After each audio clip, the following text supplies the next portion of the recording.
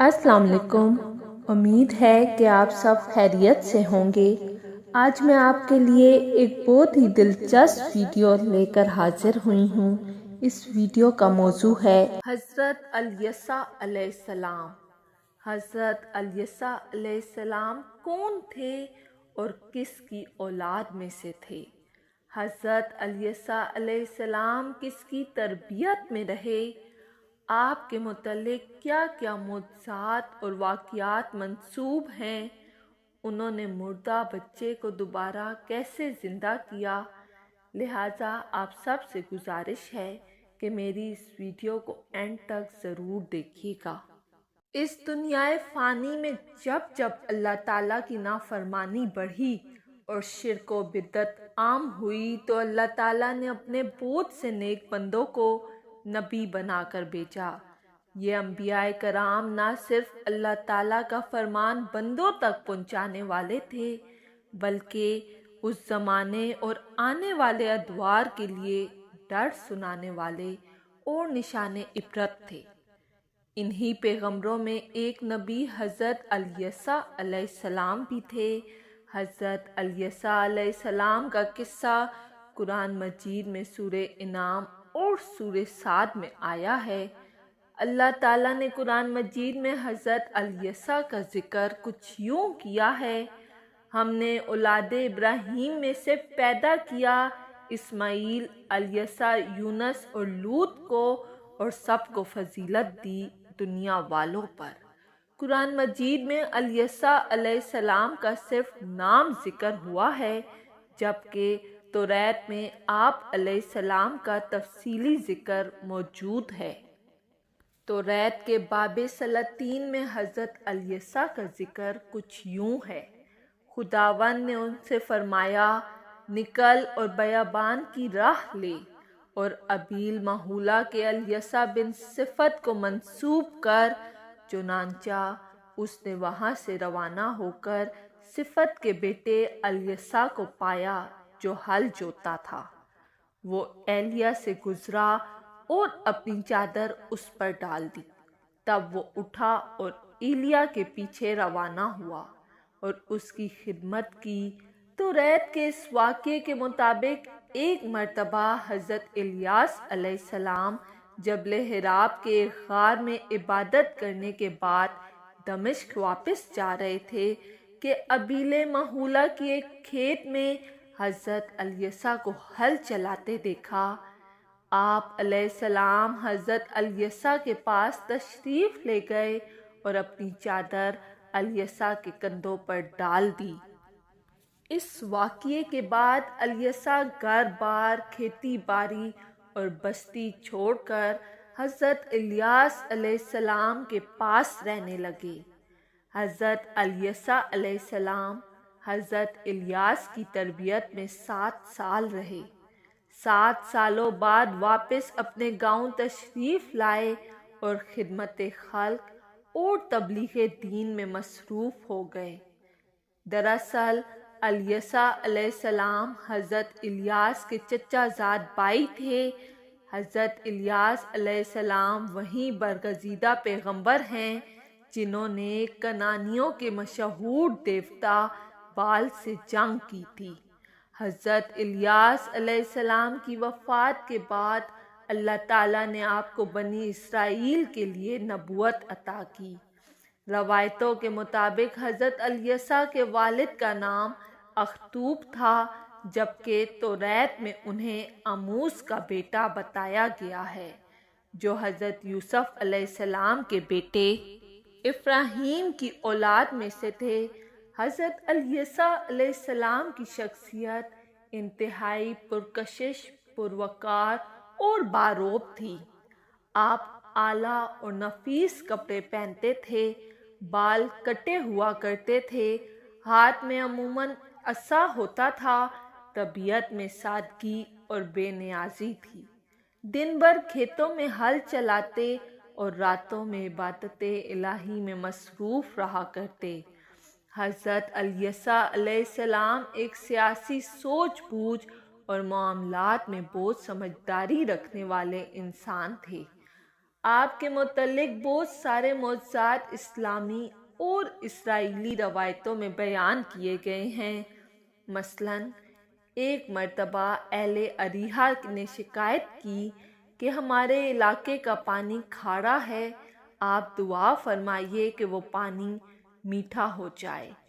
لہٰذا حضرت الیسع علیہ السلام نے کچھ نمک لے کر دریا میں ڈالا تو اس کا پانی میٹھا ہو گیا۔ اسی طرح ایک مرتبہ حضرت الیاس ایک عورت کے گھر تشریف لے گئے۔ اس عورت کے ہاں اولاد نہیں تھی، لہٰذا آپ نے اس کے لیے دعا فرمائی تو اللہ نے اس سے ایک بیٹا عطا کیا، لیکن کچھ ہی دنوں کے بعد وہ بچہ مر گیا۔ چنانچہ حضرت الیسع علیہ السلام دوبارہ اس کے گھر تشریف لائے اور اس مردہ بچے کے لیے دعا کی تو وہ دوبارہ زندہ ہو گیا۔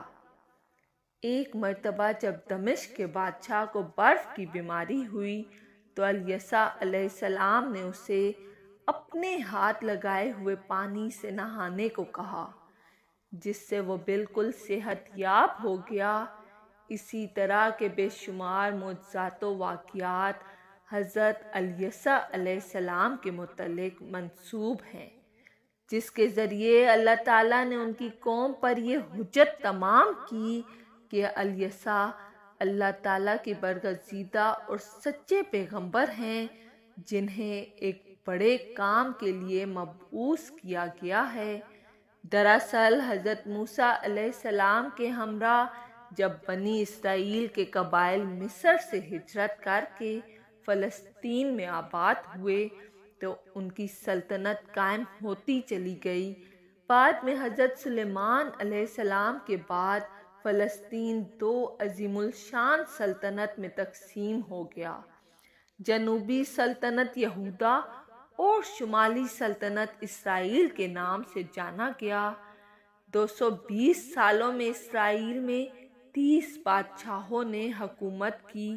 بادشاہ حرام کے دور میں حضرت الیسع کو مبعوث کیا گیا۔ اس دور میں ریاست اسرائیل میں بدعت عام ہو گئی اور اللہ تعالیٰ کی نافرمانی بھی بڑھتی چلی گئی۔ جبر اور ظلم کرنے والے لوگ پیدا ہونے لگے، لیکن حضرت الیسع علیہ السلام خدمت خلق اور تبلیغ دین میں مصروف رہے۔ آپ وعظ و نصیحت کے ذریعے لوگوں میں وحدانیت کا پرچار کرتے اور دین حق کی تبلیغ و اشاعت کے سلسلے میں ہر کوشش کرتے۔ اس زمانے میں حضرت الیسع علیہ السلام کے ساتھ ایک حیرت انگیز واقعہ پیش آیا جو توراۃ کی کتاب سلاطین میں موجود ہے، جس کے مطابق ایک مرتبہ حضرت الیسع علیہ السلام دعوت و تبلیغ کے سلسلے میں بیت ایل کی طرف سفر کر رہے تھے۔ اس دور میں وہ شہر برائیوں اور بت پرستی کا مرکز تھا۔ یہاں کے لوگ باطل دیوتاؤں کی پوجا کرتے اور جو ان کے معبودوں کے خلاف کہتا وہ انہیں قتل کر دیا کرتے تھے۔ لہٰذا جب بیت ایل کے لوگوں کو خبر ہوئی کہ حضرت الیسع ان کی طرف آ رہے ہیں جنہوں نے دیوتاؤں کے خلاف بغاوت کی ہے، تو انہوں نے کچھ نوجوانوں کو یہ ذمہ دیا کہ وہ حضرت الیسع علیہ السلام کو راستے میں ہی روک دیں اور انہیں تکلیف پہنچائی، یہاں تک کہ وہ واپس لوٹ جائیں اور شہر میں داخل نہ ہو پائیں۔ تقریباً 40 جوانوں کی ایک جماعت شہر بیت ایل کی سرحد پر کھڑے ہو گئے اور انہوں نے الیسع علیہ السلام کا راستہ روک دیا۔ دراصل الیسع کے سر کے بال نہیں تھے اور اہل جوانی میں ہی آپ کے بال ختم ہو گئے تھے، جبکہ بنی اسرائیل میں اس شخص کو خدا کی رحمت سے محروم اور دھتکارا ہوا مانا جاتا تھا جس کے سر کے بال جوانی میں ہی جڑ جائیں۔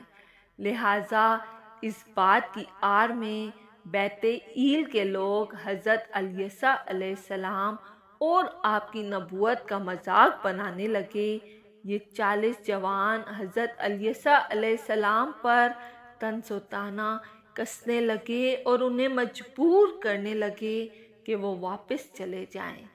چنانچہ حضرت الیسا نے ان آوارہ اور بدبخت لوگوں کے خلاف دعا کی اور بارگاہ رب العزت میں مدد طلب کی، لہٰذا اللہ تعالیٰ نے حضرت الیسا علیہ السلام کی پکار سن لی اور اچانک کچھ ویرانے میں کہیں سے 2 ریچھ نمودار ہوئے جو نہایت ہی خونخوار تھے اور غصے کی حالت میں دھاڑ رہے تھے۔ ان ریچھوں نے بنی اسرائیل کے ان جوانوں پر حملہ کر دیا جس سے وہ بری طرح زخمی ہو گئے۔ کچھ ہی دیر میں خون میں لت پت نوجوان زمین پر بکھرے ہوئے تھے اور اب وہ ریچھ وہاں سے بھاگ چکے تھے۔ یہ اللہ تعالیٰ کی طرف سے حضرت الیسا علیہ السلام کے لیے غیبی مدد تھی، جس سے بنی اسرائیل پر یہ بات واضح ہو گئی کہ اللہ تعالیٰ اپنے مقرب بندوں کو کبھی اکیلا نہیں چھوڑتا اور ان کے مقرب بندے کبھی راہ حق میں تنہا نہیں ہیں۔ روایتوں میں آتا ہے کہ بعد میں بنی اسرائیل کبھی حضرت الیسا علیہ السلام کی فرما برداری کرتے تو کبھی ان کی مخالفت کرتے، لہٰذا حضرت الیسا علیہ السلام ہمیشہ غمگین رہا کرتے۔ آخر میں انہوں نے اللہ تعالیٰ کے دربار میں یہ دعا کی کہ انہیں آسمانی فرشتوں کا ساتھ ملے۔ جب ان کی دعا بارگاہ رب العزت نے قبول ہو گئی تو انہوں نے بنی اسرائیل کے ہی ایک نیک بندے جن کا نام ذوالکفل تھا انہیں اپنے پاس بلایا اور انہیں اپنا خلیفہ بنا لیا اور اس کے بعد آپ کی روح قبض کر لی گئی۔ اگر آپ کو میری ویڈیو پسند آئی ہے تو لائک اور سبسکرائب لازمی کیجیے گا۔